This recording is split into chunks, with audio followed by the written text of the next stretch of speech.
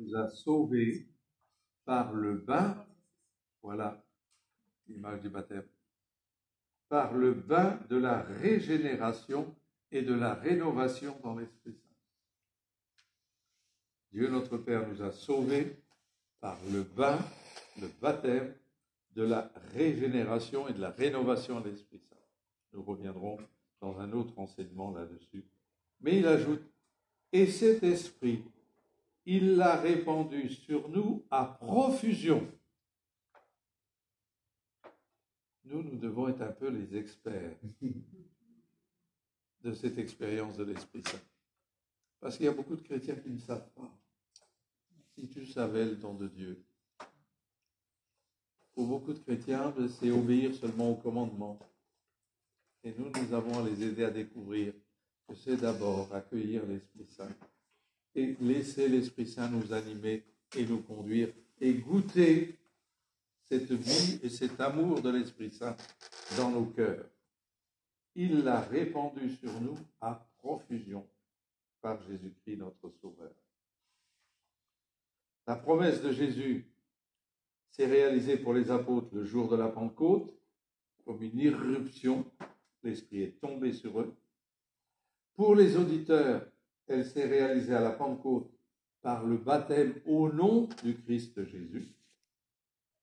Et pour nous, la promesse de Jésus, du don de l'Esprit, elle s'est réalisée le jour de notre baptême par l'eau qui a coulé sur notre front, signe que l'Esprit Saint coulait dans notre cœur, était répandu dans notre cœur. Autre aspect de la richesse du baptême que nous avons dans le texte. Vous l'avez souligné l'un de l'autre d'entre vous. L'entrée dans l'Église. On n'est pas tout seul. Le baptême nous fait entrer dans une grande famille, la famille des enfants de Dieu. Verset 41. Eux donc, accueillant sa parole, se firent baptiser. Il s'adjoignit ce jour-là environ 3000 âmes, 3000 hommes. Il s'adjoignit. S'adjoindre à quoi? À qui? Il s'adjoignit au groupe des apôtres et au groupe de tous ceux qui avaient été remplis de l'Esprit Saint à la Pentecôte. Ainsi est née l'Église. Par le sacrement du baptême, par le don de l'Esprit à la Pentecôte, l'Église est née. Alors, pour la petite histoire, je vais vous faire sourire. Quand j'ai soutenu ma thèse sur le Saint-Esprit et la dimension missionnaire de l'Église dans le Concile Vatican II, j'ai soutenu sur la base de textes du Concile Vatican II que l'Église est née à la Pentecôte. L'Église est née à la Pentecôte. Parce qu'il fallait le don de l'Esprit pour que naisse l'Église. Sinon, c'est un corps qui est sans âme. Les apôtres étaient là, physiquement, mais c'est comme un corps. S'il n'y a pas l'haleine de vie, le souffle de vie de l'Esprit que Dieu infuse, ça n'est pas un être vivant, ça n'est pas une Église vivante. Non. J'ai affirmé ça. D'ailleurs, le pape Paul VI, Saint Paul VI maintenant l'avait dit, l'Église, peut-on dire, est née le jour de la Pentecôte. Mon deuxième correcteur était un jésuite. Et lui, il a dit, non, il a défendu Jésus. Il a dit, l'Église, elle est née à la croix, du cœur transpercé du Christ. Alors, qu'est-ce que vous allez répondre? L'Église, elle est née à la croix ou elle est née à la Pentecôte? Alors, maintenant, je peux répondre de manière plus claire et plus explicite que le jour de ma soutenance. J'ai essayé de répondre comme je pouvais et je me suis bien défendu. Et d'ailleurs, à un moment, tout l'auditoire qui était là pour m'encourager a basculé en ma faveur parce que le jésuite continuait à dire non, l'Église est née, c'est une tradition patristique, l'Église est née du cœur transpercé du Christ, de même qu'elle est née de la côte du nouvel Adam. Sauf que Saint Jean, n'est pas dans une perspective chronologique. Saint Jean voit dans le Christ mort en croix à la fois la passion, la mort du Christ. Il voit déjà sa gloire, sa résurrection. Père, glorifie-moi de la gloire que j'avais faite de toi. Il voit déjà l'ascension. Exalté, élevé de terre, j'attirerai tous les hommes à moi. Et il contemple déjà à travers les quelques gouttes d'eau et de sang qui sortent de son cœur transpercé l'effusion de l'Esprit sur l'Église et sur le monde.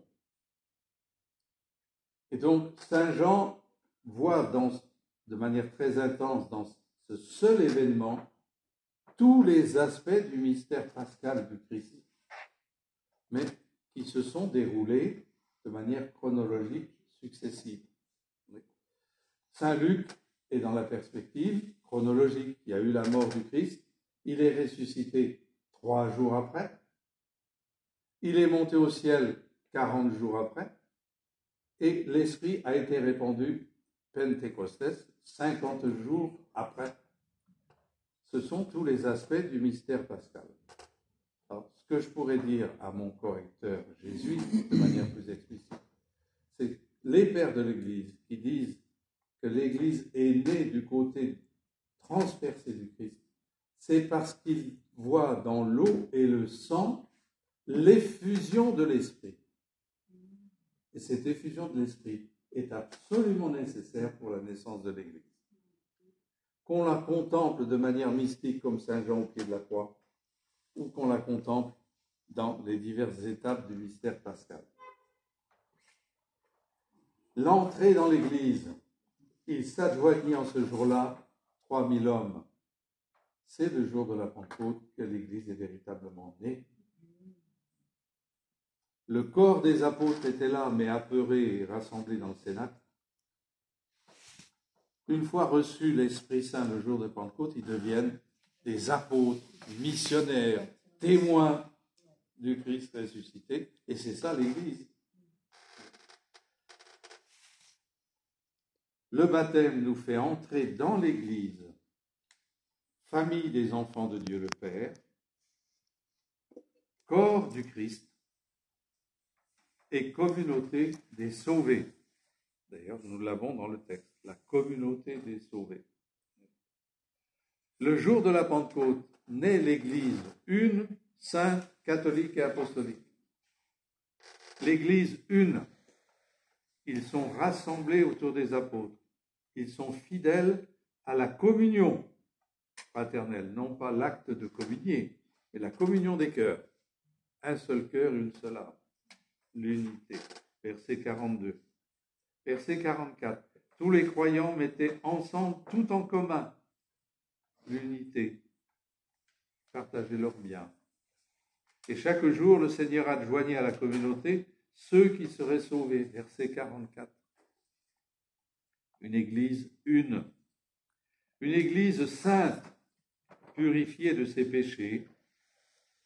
Les premiers chrétiens étaient fidèles à l'Eucharistie, la fraction du pain, et aux prières. Ils étaient assidus à la prière dans le temple, et ils avaient la faveur de tout le peuple. Une église sanctifiée. Pourtant, il y aura dans l'église primitive des fautes, des incompréhensions, des hérésies, des schismes, des séparations, comme dans notre église aujourd'hui. L'église est sainte, mais composée d'hommes pécheurs que nous sommes. Et l'église, elle est faite pour les pécheurs, et pas pour les justes. Elle est faite pour les malades, et pas pour les bien portants. L'Église nous accueille dans notre fragilité d'homme pécheur, mais dans son être profond, elle est sainte, sanctifiée par le Christ. Église une, sainte, catholique. Catholique, non pas en opposition aux orthodoxes et aux protestants. Catholique veut dire universel.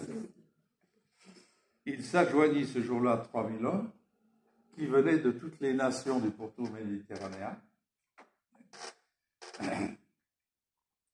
Il y avait demeurant à Jérusalem, dit le verset 5, des hommes dévots de toutes les nations qui sont sous le ciel. Bon, toutes les nations du pourtour méditerranéen. Donc une église ouverte aux hommes de tous les pays, de tous les continents, de toutes les races, église catholique. Et si les apôtres prêchent la bonne nouvelle du Christ, publient les merveilles de Dieu dans toutes les langues des nations, c'est le signe de la catholicité de l'Église. Église une, sainte, catholique et apostolique, non pas dans le sens d'être missionnaire, mais dans le sens que c'est l'Église bâtie sur les apôtres. Il s'adjoignit au groupe des apôtres ce jour-là, 3000 hommes. Et la présence des apôtres est essentielle pour la vie de l'Église. Jésus a bâti son Église sur Pierre et sur tous les apôtres. L'Église a comme fondement Pierre et les apôtres. Église apostolique, ce qui fait que les premiers chrétiens se montraient assidus à l'enseignement des apôtres. Ils avaient besoin. Seuls les apôtres pouvaient vraiment leur transmettre cet enseignement. Également, verset 43, la crainte s'emparait de tous les esprits s'emparait de tous les esprits. Nombreux étaient les prodiges et signes accomplis par les apôtres. Présence des apôtres dans l'Église primitive est absolument essentielle. J'en profite pour dire quelque chose qui me fait de la peine quelquefois dans certaines conversations. Nous ne pouvons pas séparer le Christ et l'Église. Certains disent, moi je crois au Christ, mais ne me parlez pas de l'Église. Et je l'ai entendu il n'y a pas longtemps. Les jeunes ne comprennent rien à l'Église, et c'est une Église trop vieille, c'est une Église... Est-ce qu'on peut séparer un époux de son épouse? Le Christ a aimé l'Église, il s'est livré pour elle. Malgré ses fautes, par-delà ses fautes. Et Jésus ne renie pas l'amour et l'alliance qu'il a fait avec son Église. Bien sûr, il souhaite qu'elle soit sainte.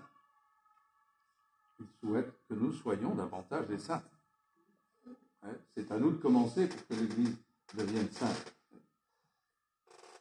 Notre société qui autorise le divorce conduit ceux qui sont baptisés à séparer, à faire divorcer le Christ avec l'Église. Moi, je crois au Christ, mais je ne crois pas à l'Église. C'est impossible. L'Église est le corps du Christ. L'Église est l'épouse du Christ. Et c'est dans l'Église que nous recevons le Christ et que nous y croyons davantage. Voilà la richesse du baptême primordial le jour de la Pentecôte. Vous voyez que le texte, quand on prend le temps de le regarder, de l'écouter, il comporte une richesse. Notre baptême chrétien se rattache à ce premier baptême des apôtres qui ont été directement baptisés spirituellement dans l'Esprit Saint et se rattache au baptême au nom de Jésus-Christ par lequel ont été baptisés les 3000 premiers chrétiens. Nous sommes rattachés de manière vivante. Est-ce que c'est quelqu'un qui n'est pas d'accord avec vous? Alors, les questions, ça sera pour l'après-midi. Après-midi. Voilà. Ça sera pour l'après-midi. Non pas que je les esquive, mais j'ai parlé 1 heure. Oui, d'accord. Et donc, il va être temps. Il faut mettre une bouteille d'eau. Non, ça va. On va aller au repas là, parce que il est 12h20.